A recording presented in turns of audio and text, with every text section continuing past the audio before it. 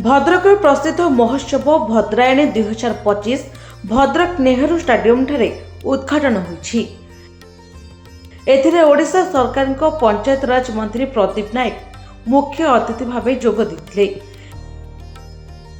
एथिसहित मुख्य वक्ता भावे आईन मंत्री पृथ्वीराज हरिचंदन, उच्च शिक्षा मंत्री सूरज सूर्यवंशी, भद्रक युव उदीयमान प्रिय विधायक सीतांशु शेखर महापात्र, भद्रक जिलापाल दिलीप राउतराय प्रमुख जोगदे निज निजर अभिभाषण रखिथिले।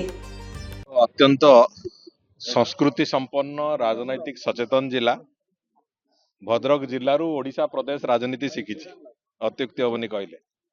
आज जेतेबेले समय आसीची सुजोग मिलिची ए जिला को विकास रास्ता रे चलेवा पई ए जिल्लार पुराना इतिहास पुराना संस्कृति को अथर उजागर करैवा पई निश्चित भाव में सरकार से दिगरे सब प्रकार उद्यम रखिए एवं आमे भी पूर्ण विश्वास अच्छी जे माँ भद्रकाली आशीर्वाद रे आखंडमणि आशीर्वाद रे भद्रक जिला को विकास एक शीर्षता को नवाई जहाँ जहाँ आवश्यक सरकार से कथा आगामी दिन में करेंगे एवं से कथा निश्चित भाव में दृश्यमान भी हम समस्त को एवं समस्त से कथा अनुभव भी करेंगे। भद्रायणी आज उद्घाटन होईछि। भद्रक जिलार इतिहास समस्त को जना अछि, किंतु यारी भितर जो नुआ पीढ़ी आसुछंती आम संस्कृति आम परंपरा आमर ऐतिह्य को मने रखिबार आवश्यकता अछि। से दृष्टि ये 5 दिन चलिबो।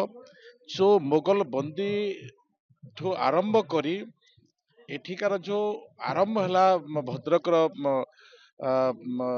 संस्कृति परंपरा निश्चित भाव में आगामी दिन में ओडिशा तथा भारत वर्षर ए पूर्वोदयर गोटे मुख्य केंद्र हम। समस्तंकर जो वक्तव्यर विषय थिला जे आमे भद्रक जिला को भद्रायणी को आग को केमिति रखिबा, केवल संस्कृति भितर नुहे केवल नाच गीत नुहे आमे भद्रक जिलार उत्तरोत्तर कामना जो जिनिस निज मनरू बाहरुछि निश्चित भाव में यह भद्रक जिला को भद्रायणी को आग को बढ़ेबा। भद्रक संजीव सेनापति रिपोर्ट, निरपेक्ष न्यूज।